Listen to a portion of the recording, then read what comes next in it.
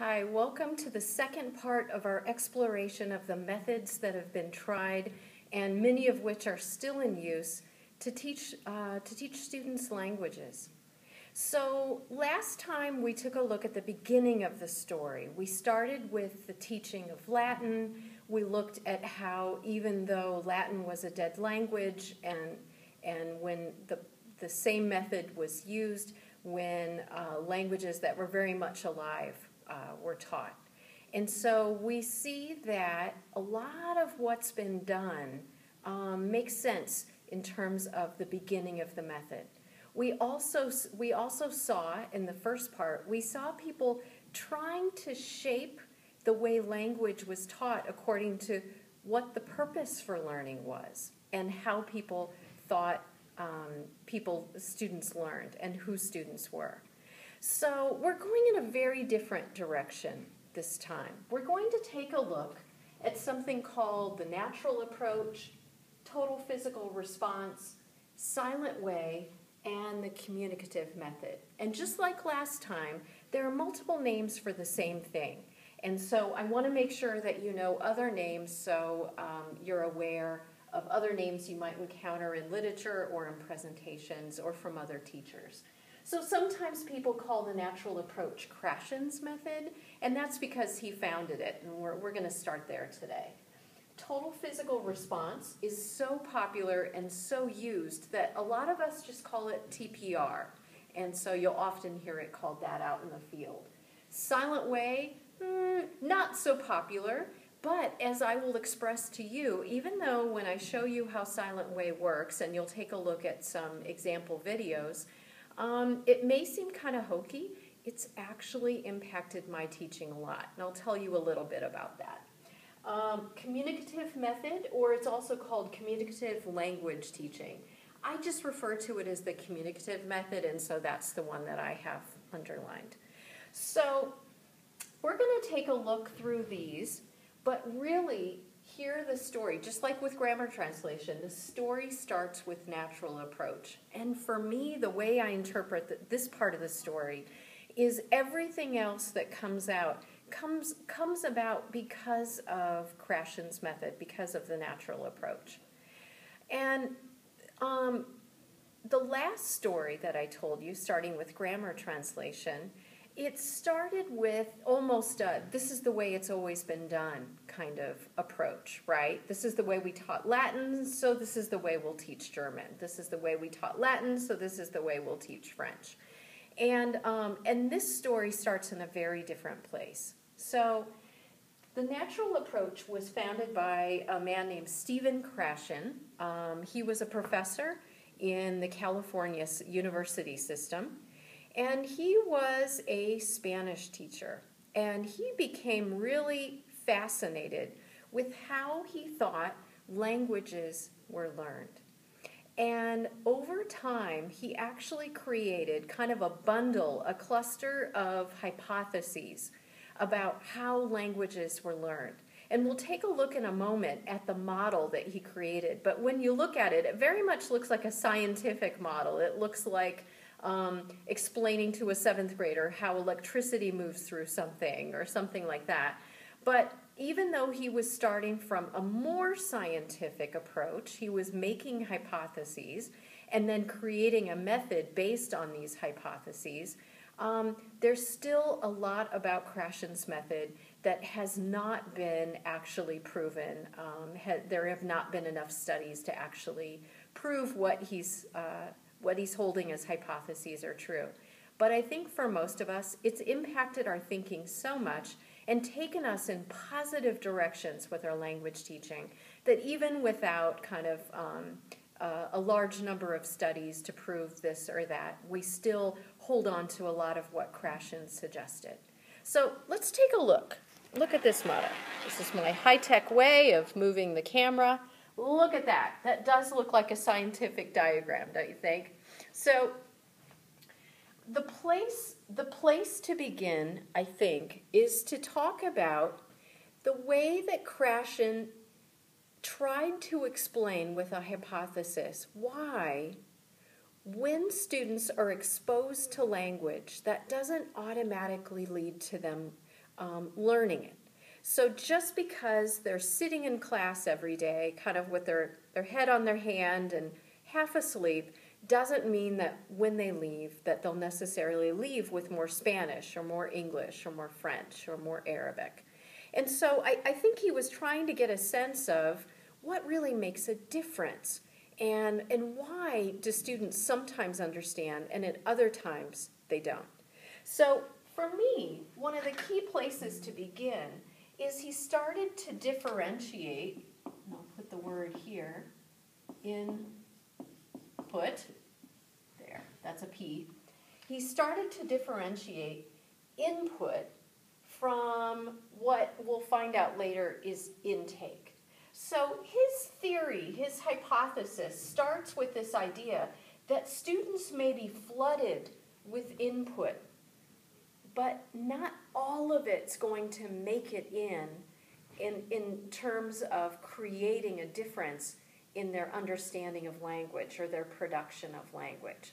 So just because it's coming in doesn't mean that it's effective. And I think many of us who've had some experience in language classrooms or even as students ourselves, we know that even though a teacher may try their darndest to teach us a piece of language, we may leave frustrated at the end of the hour, really not having been able to pick up what they were trying to get us to pick up. So here we've got input coming in, so that student sitting in the classroom surrounded by input, but what we have is not all of it is understandable to the student. Not all of it is understandable.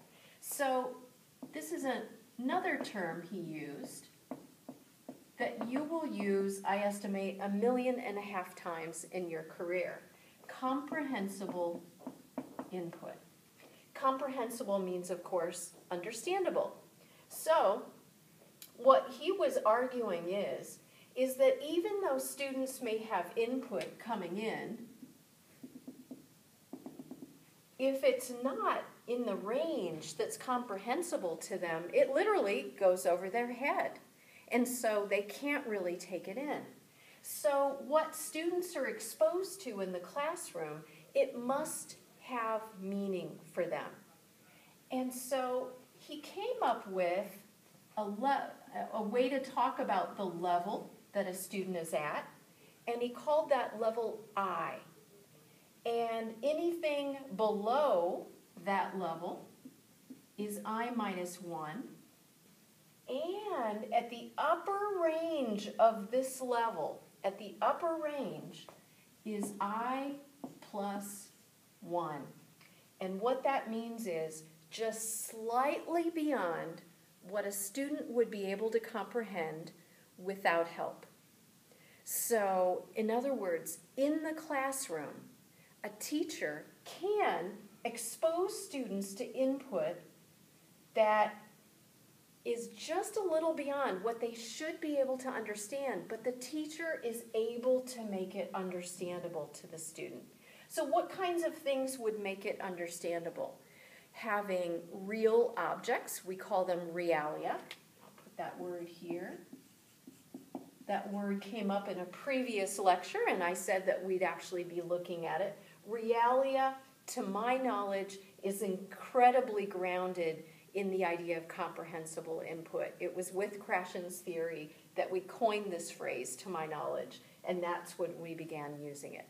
So a teacher could, for example, if a teacher is giving a lesson about how to cook a meal, the teacher could bring in all the objects, the foods, the cooking pots, the utensils, all the things that are actually used, and as he or she is talking, be using those things. So there's a way to make sense of the language that if the teacher were not providing that extra assistance, the student would not be able to understand on their own.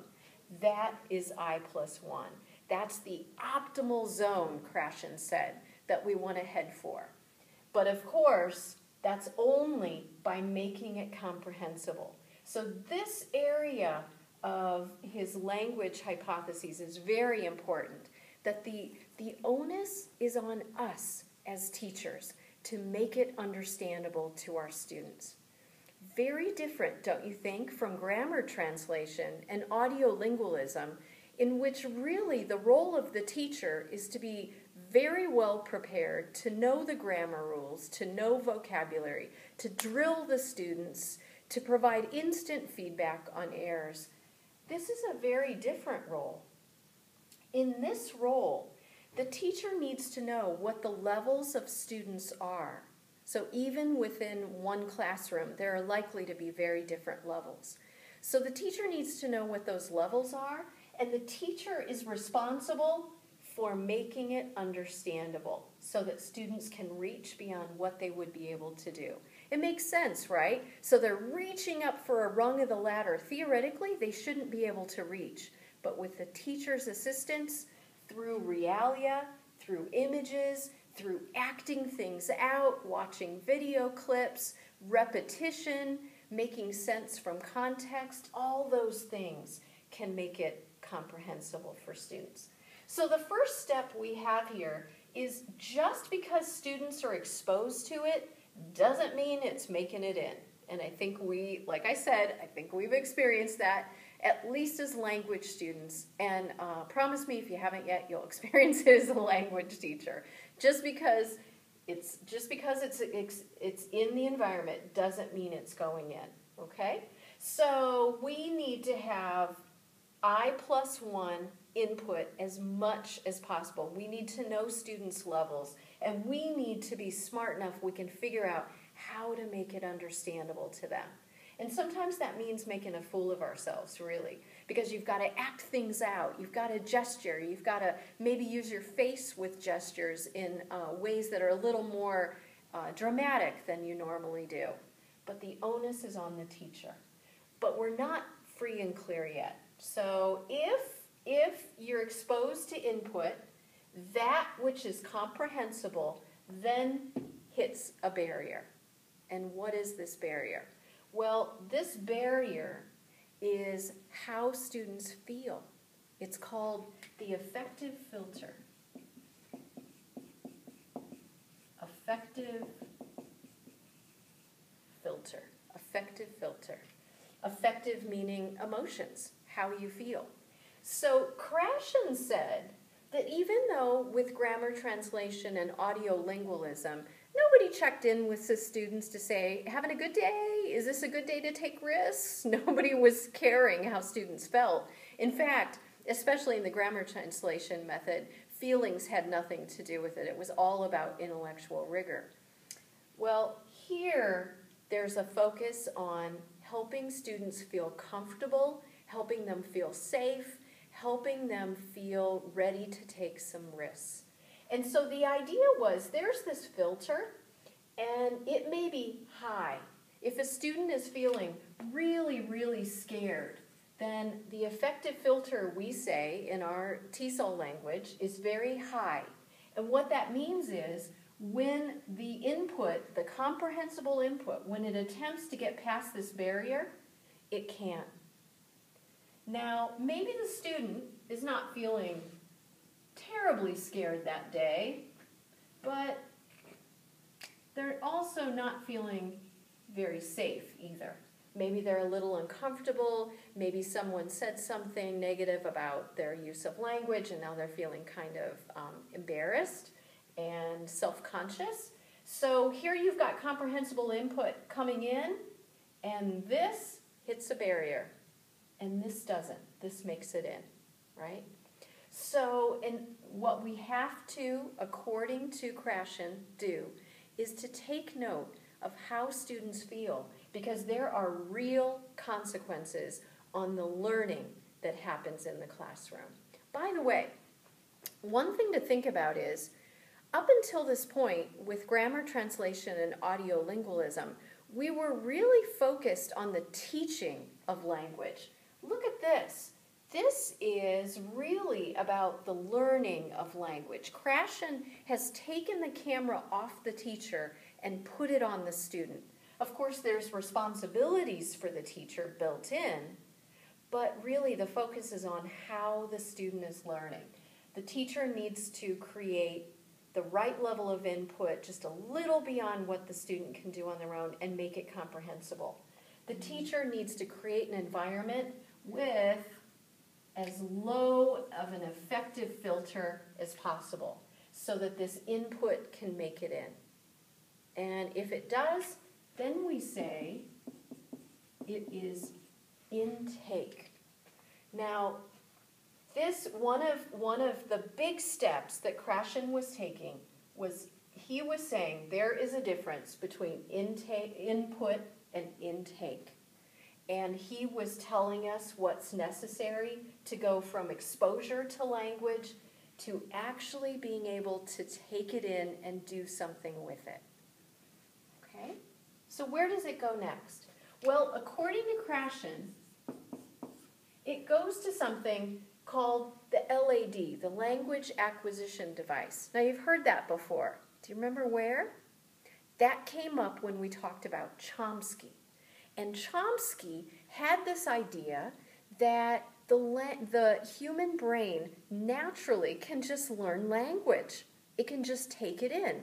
It is set up biologically to learn language. And that really is what Krashen was talking about too. So he was using this idea that the language acquisition device, it's set up naturally to, when it's exposed to language that is understandable and the student is comfortable, safe, not scared, it can be taken in and made sense of. So when I explained Chomsky to you, I explained it in terms of maybe a file cabinet and file drawers ready to take in information and file it away and start to see how the language works. And that's what the LAD is. There's another part, though, and that comes after the LAD, and this is what Krashen called the monitor,